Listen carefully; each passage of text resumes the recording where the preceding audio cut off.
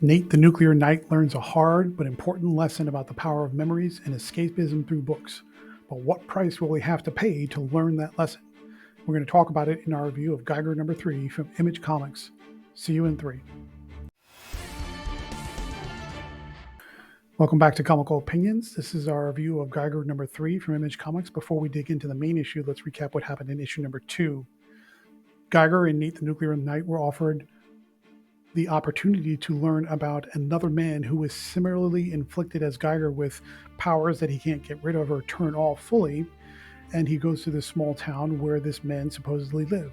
In exchange for giving him that information, the sheriff says, I will give it to you, but you have to do something for me. I want you to track down and kill a masked robber who's creating all kinds of havoc, stealing our stuff, creating disruption. And if you kill him, I will give you that information that you're looking for. Ultimately, Geiger does find the man who's robbing the town and creating all kinds of disruption, but he learns a very important lesson about people who are sometimes doing the wrong thing, but doing it for the right reasons.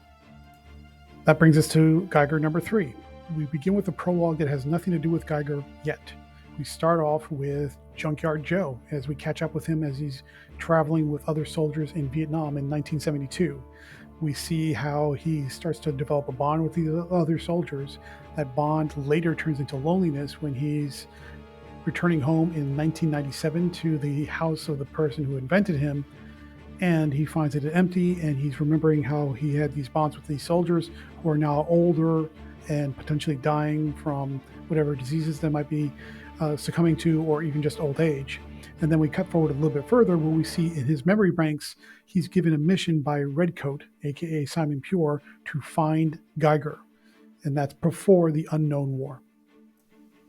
Then we catch up to Geiger in his present timeline. He and Nate are rummaging through a library filled with books, and Nate's basically poo-pooing the whole thing and saying, nobody cares about books. So look, the library's here with all the books in it, and nobody's touched them, even with everybody scavenging everything that they can find, which means nobody cares about books anymore. Nate's whining. He's complaining about sidetracking from their mission to find this other man inflicted with powers and who has been healed. And he just starts messing around. He starts shouting in the middle of the library, creating all kinds of noise. Geiger immediately jumps on him and quiets him down by saying, look, if you're going to make noise, you're going to call in bad guys. You're going to let them know we're here, including the organ people, which are, we'll talk about that in a minute. But it's a pretty nasty set of people. And he says, don't make any more noise. Just bunk down for the night. The next morning, Geiger and Nate set out on their journey, which we now know is to Montana, because that's where the location of this supposedly cured or healed man is located. And they eventually run smack dab into the perimeter of an airport that is in their way. Nate says, oh, let's just cross it. It's empty. There's nobody there. Nobody cares. Geiger says, nah, no way. A place like that is a breeding ground for organ people. And we now know, because we're going to find out in a second, organ people are radiated mutants, people who are grotesquely deformed, and they attack travelers to steal their organs to replace their own diseased tumor-infected organs, and they're cannibals, so they eat anything that's left over. And just like that, Geiger and Nate are attacked by a trio of organ people who are pretty nasty looking. Geiger and Nate fight, but they eventually put the attackers down without too much trouble. But in the course of the fight, the book that Geiger was looking for in the library is destroyed again. So now he's distraught that he's lost this book. Nate says to him, well, why are you bothering? It's just a book. Nobody cares about books. And then Geiger kind of blows up at him and he says, the books are the things that make me remember my family. They are the link to the past, and they help me remember what was special and important to me.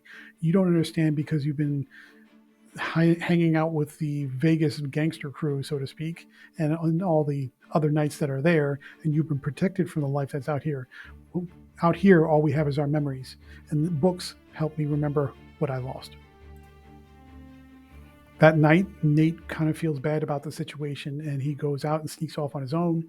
He finds another library, finds the book, or at least another edition of that book that Geiger lost and was destroyed in the fight, and he brings it back, including a stack of other books for him to read. But while he's there, Nate finds a copy or an edition of Brer Rabbit, which is a book his mother used to read to him when he was a small boy. And then the light bulb goes on.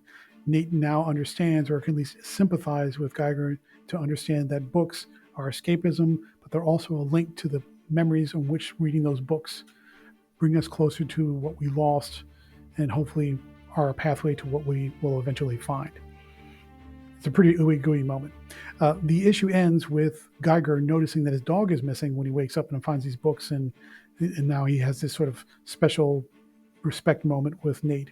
And we later find out that the dog was kidnapped by the Electric Man, this man who's been following them, who has electrical powers, but maybe has them under better control than Geiger does. And that's the issue. So let's move over to the technical aspects, starting with the character work.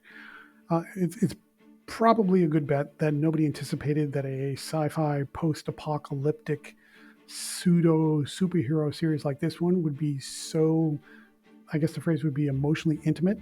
Jeff Johns gives readers a poignant look into Geiger's mind as a sort of this reluctant hero, but he still has all the grief and loss and pain that comes with somebody who's lost their family. And I think we can all relate to that.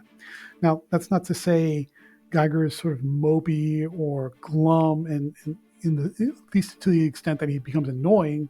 But what you do get is a hero to superhero, or maybe even an anti-hero, depending on your point of view, who feels like a real human being, who has all the ups and downs that we all experience, and that makes him eminently relatable. All right, up for the art, let's talk about that a little bit. I want you to pick a word. I don't care what word you pick, but just pick a word. Unimpeachable, untouchable, top tier, grade A, the best of the best, the creme de la creme. I don't care what you call it, but that's pretty much what you're getting here with Gary Frank's art. It is super detailed. Frank has this immaculate understanding of light sources and highlights and shadows, and how it gives the entire world a truly depth of field. Plus, the amount of detail that it goes into some of these scenes, and particularly the settings and the backgrounds, is amazing. There are very few artists out here that could even achieve this level of quality, and Ghost Machine should thank their lucky stars that got Gary Frank on their roster. Let's move over to pacing and structure. So far up to this point, it's been a praise fest, but here's where we maybe take that back just a little bit. Jeff Johns' script is measured but impactful, but that measurement is maybe the weak point of the script. The scenes are well constructed, everything transitions well, you get all the information you need, there's no fluff, there's no pointless deconstruction or any of that going on. But what you get is an emotional journey that's almost entirely emotional and very little of the physical. There is some action here, but it's far overshadowed by the emotional stuff that's going on, particularly between Geiger and Nate and the baggage they carry with them. So Johns is walking that line between slow and intimate, and this largely feels intimate, but you're definitely going to feel like the pace is not moving with enough pep in its step. So readers who want a little bit more action, a little bit more energy, may feel like they're just not getting enough here. You get the energy in fits and starts, but for the most part, it's taking a very leisurely stroll on Geiger's journey. Let's move over to talk about themes. At the heart of it, this is a story about family. Geiger needs to retain these books so he feels that connection back to the family that he lost. Nate doesn't get it, but later on, Nate does get it. And the way he gets it is because he remembers the connection that books gave him to his own family. So even though it's sort of a story about books, it's really about a story concerning memories and how they attach to the people that we loved and lost, and how books can form that bridge. Let's take a step back and look at the general interconnected Ghost Machine timeline, meaning where does this title fit in with Redcoat and Junkyard Joe and the what is the other title? Well, actually, those are the two primary. Rook Exodus. The point of the matter is, right now, it doesn't feel like there is any connection at all, with the exception that in this prologue, it's all focused on Junkyard Joe. So he shows up in the title just to remind you that he's there, and there are little teases in that prologue that this title, meaning Geiger, will intersect with Junkyard Joe and Redcoat at some point. But as of now, so far, Geiger's journey is pretty much isolated on him, and whatever is going to happen at some later point with Redcoat and Junkyard Joe and potentially Rook Exodus isn't going to happen until much further down the line. So even though it is reminding you they're interconnected, they're really not they're not impacting each other at this point. Final thoughts. What do we think about Geiger number 3 from Image Comics? Geiger's journey is emotionally impactful. It's poignant, and Nate also learns a very important, valuable, powerful lesson about the importance of memories and the things that bridge the gap between what we lost and where we are today. Gary Frank's art is unimpeachable, untouchable. You pick your word, but it's just top tier all the way from start to finish. And John's script is emotionally and powerful, which is not what you would expect out of a sort of a post-apocalyptic sci-fi adventure. However, the plot's pace is, I would say, just to be fair, it's slow. It needs a little bit more pep in its step. Therefore, we're going to give Geiger number 3 from Image Comics and Ghost Machine an 8 out of 10. Let us know in the comment section. Are you a fan of this series? Do you like everything that Ghost Machine is putting out? Are you a fan of Geiger or any of the other titles? Give us a thumbs up. Let us know that you're paying attention and you like where this new publisher is going.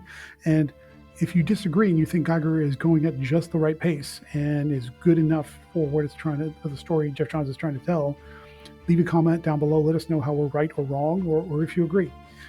Thank you very much for joining. And if you like more reviews just like this one, please stay tuned through the outro.